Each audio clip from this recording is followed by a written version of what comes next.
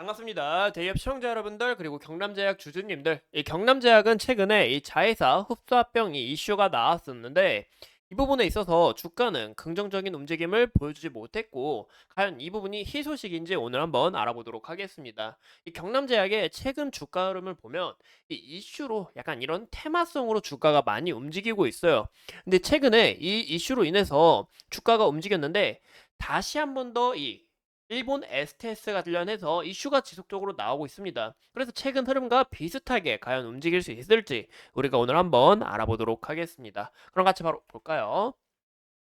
이 경남제약 보시는 것처럼 오늘 죄송합니다. 오늘이 아니라 이제 어제 자회사 스퀘어 흡수합병 이슈가 나오면서 주가가 급등했다라고 이야기가 나오고 있는데 이 주가 부분을 보시면 약 3.9% 밖에 움직이지 않았습니다. 이 급등 부분이 아니죠. 그죠? 그냥 뉴스로 나왔다. 이런 좀 말도 안 되는 뉴스가 나왔다라고 볼 수가 있을 것 같고, 그럼 나 말도 안 되는 아닌 약간 이런 좀 약간 오버하는 이런 이슈가 조금 나왔다라고 볼 수가 있을 것 같고, 그러면 이 자회사 스퀘어, 이 흡수합병 관련해서 과연 좋은 소식일까라고 좀 궁금하신 분들이 많을 것 같습니다.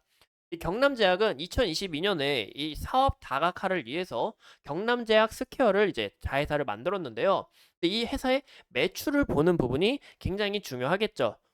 현재 우리가 이 2023년 실적 부분을 봤을 때 이 매출액을 보시면 매출액이 굉장히 적습니다. 우리 경남제약 매출하고 비교를 해봤을 때 굉장히 적은 수치다라는 것을 우리가 확인해 볼 수가 있어요.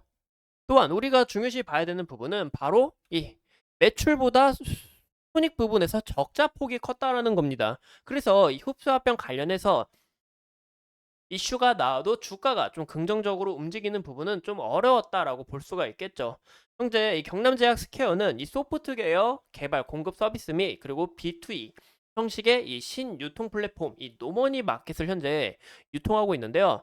현재 이게 보시는 것처럼 이 노머니 마켓 가게이고 현재 이 경남제약 스퀘어는 우리가 좀 중요시 봐야 되는 게 이 빗썸 자회사이자 그리고 디지털 지갑 전문 기업인 론돈다의 이 가상자산 플랫폼 우리 또 원래가 이 MOU를 현재 체결을 맺은 바가 있습니다. 근데 경남제약의 주가의 움직임을 보면 이런 테마성으로 약간 움직여요. 그래서 우리가 이런 테마가 또 연관될 수 있다라는 것을 그저 참고해 주실 것 같고 경남제약 같은 경우 정말 아쉬운 부분이 이 보시는 것처럼 실적 부분은 전년 대비해서 늘어난 것을 우리가 확인해 볼 수가 있습니다.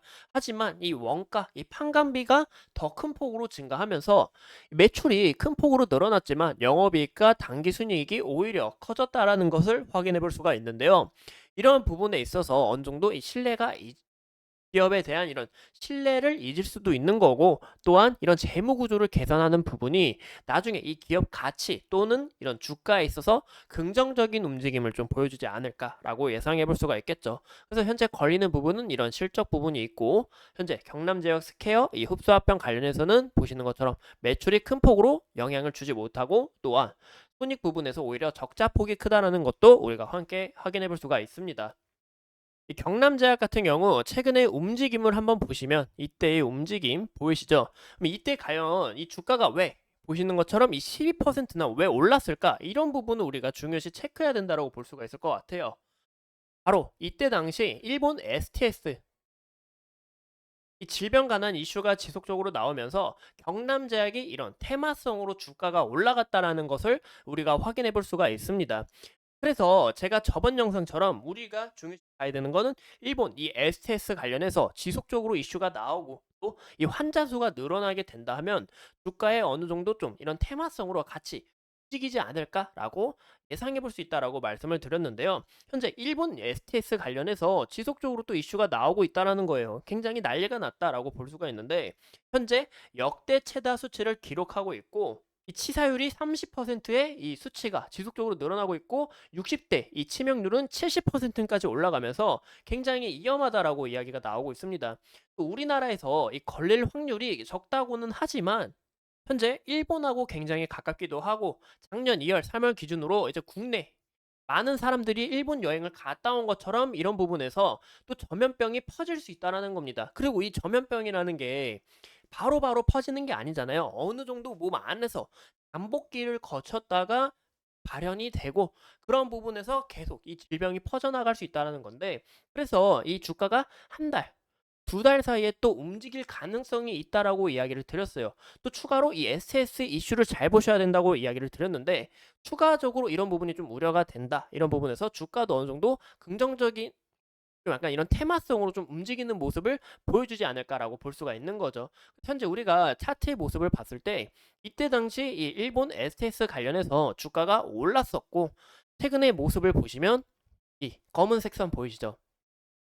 이 선이 이제 241선 장기 이평선인데 여기서 저항을 받고 안착하는 게 아닌 저항을 받고 주가가 크게 조정을 받았다라는 것을 확인해 볼 수가 있습니다.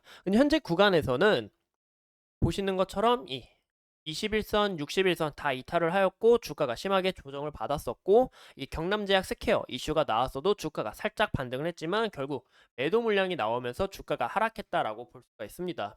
현재 그 이유가 과거에 우리가 수치를 보시면 될 것 같아요. 이 과거에 거래대금 많이 터졌던 부분 우리가 확인해 볼 수가 있죠. 최근 모습과 비교시. 이런 부분에 있어서 과거에 매물대가 두텁기 때문에 현재 주가가 어느 정도 가격이 오르게 되면 이 매도 물량이 나오면서 주가가 조정을 받는다라는 것을 확인해 볼 수가 있을 것 같아요.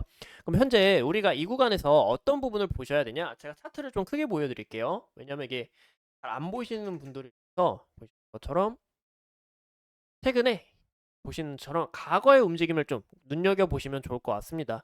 이 과거에도 21선 안착 후에 주가가 움직였고 이탈 후에는 크게 조정을 받았다라는 것을 확인해 볼 수가 있는데요.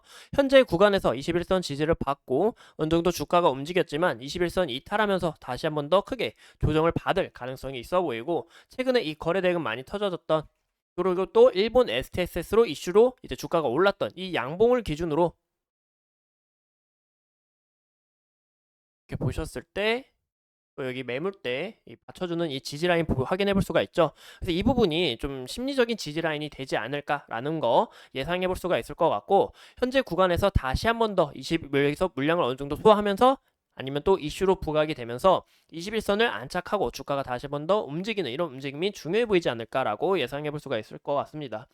어디까지나 이 차트를 보는 눈은 사람마다 개개인마다 굉장히 다르고 그저 제 개인적인 견해이기 때문에 그저 참고해 주시면 좋을 것 같고 앞으로 이 경남제약의 이슈 제가 끝까지 파헤쳐 보면서 여러분들과 함께 하도록 하겠습니다. 오늘도 소중한 시간 내서 영상 시청해 주신 점 감사합니다.